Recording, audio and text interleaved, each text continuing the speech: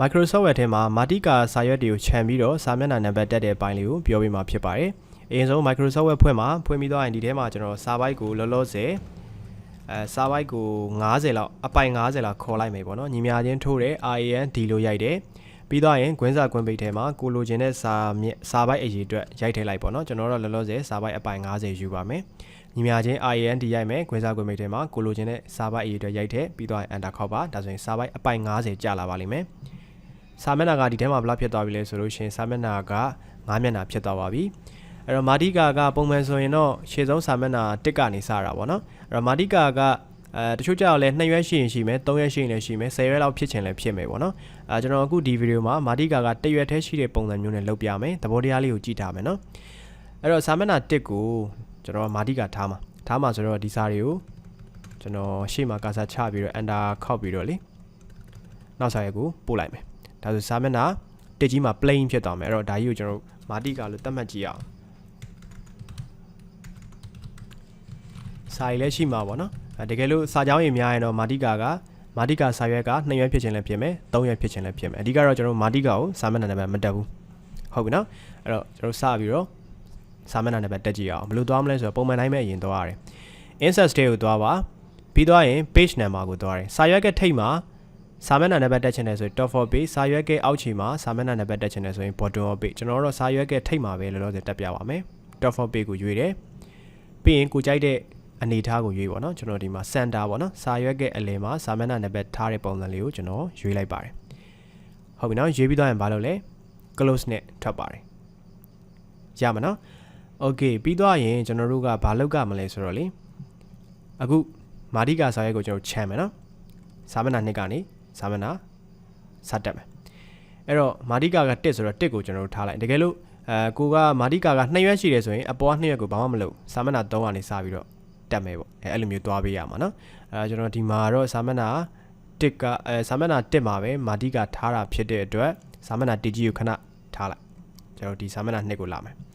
အဲ့စာမျက်နှာ2ကထိတ်ဆုံးလေးမှာကျွန်တော်ကာဆာချပါဟုတ်ပြီနော်ချပြီးတော့ဘယ်ကိုသွားမလဲဆိုတော့ layout ထဲကိုသွား break ထဲကိုသွားတယ် next page ဆိုတဲ့ဟာလေးကိုနှိပ်ပေးပါရမှာနော် layout ထဲက break ထဲက next page ကိုလာတယ်အဲ့တော့ရှေ့ဆုံးစာမျက်နှာ1မှာ Matika ရှိတာဖြစ်တဲ့အတွက်အဲ့စာရေးမှာဘာမှမလုပ်ဘူးစာမျက်နှာ2ကနေစတယ်တကယ်လို့ဒီ2ရွက်စာမျက်နှာ1နဲ့စာရွက်1နဲ့2မှာကိုက Matika တွေထားတယ်ဆိုရင်တော့စာမျက်နှာ3ရဲ့ထိပ်မှာကာဆာချပြီးတော့ break next page ကိုနှိပ်ပေးရမှာဖြစ်ပါတယ်ရမယ်ထင်တယ်နော် okay အဲ့ဒါပြီးသွားရင် Matika စာရွက်ကိုခဏဒီတိုင်းပဲထားလိုက်မယ်စာမျက်နှာ2ပေါ့နော်စာမျက်နှာ2ကဒီတက်တယ်လေးကိုကျွန်တော် double click နှိပ်ပါမယ်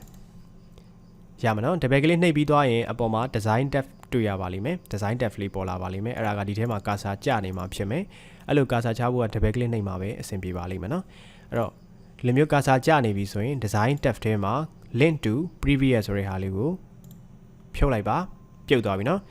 ပြုတ်သွားပြီဆိုရင်ဒီတိုင်းလေးပဲထားအောင်မယ်ကျွန်တော်ဘယ်ကိုသွားမလဲဆိုတော့ insert state ကိုသွားပါ page number ကိုသွားပါ format page number တွေကိုသွားတယ် step up ဆိုတဲ့နေရာမှာ1ထားပေးပါနော်1ထားပေးပါပြီးတော့ရင် okay နှိပ်မယ်ပြီးတော့ရင်ဒီတိုင်းလေးပဲထားပြီးတော့အပေါ်က design tab ထဲကိုပြန်သွားတယ် close header and folder နဲ့ထွက်ပါတယ်ရမယ်နော်ဒါဆိုရင်ကျွန်တော်တို့ကစာမျက်နှာ2ကနေပြီးတော့စာမျက်နှာနံပါတ်စပြီးတော့တက်လိုက်ပါပြီရှေ့ဆုံးစာမျက်နှာဒီ Matika စာရွက်မှာနံပါတ်လေးတော့ရှိနေသေးတယ်အဲ့ဒါလေးကိုကျွန်တော်တို့ဘယ်လိုဖြတ်မလဲဆိုတော့အဲ့စာမျက်နှာဒီနေရာလေးကိုပေါ့နော် double click နဲ့ပြီးတော့ရင်ဒါလေးကို selection ပေးပြီးတော့ best page နဲ့ဖြတ်ပေးပါ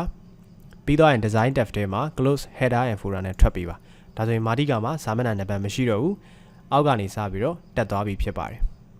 ရမယ်ထင်တယ်နော်အဲ့တော့ကျွန်တော်နောက်တစ်ခုလုပ်ပြအောင်မယ်နော်နည်းနည်းရှုပ်သွားမှာဆိုတော့လေအဲ့ file new တွေကိုသွားပြီးတော့ blank document တစ်ခါထပ်ခေါ်တယ်ကျွန်တော်စာပိုက်ကိုစောနာလိုပဲ90ခေါ်လိုက်မယ် enter ခေါက်လိုက်တယ်ဒီတစ်ခါတော့ Matika ကိုစာရွက်2ရွက်ရှိတယ်လို့သတ်မှတ်ကြည့်ရအောင်ဟုတ်ပြီနော်ဒီမှာလဲ Matika ရှိမယ် Matika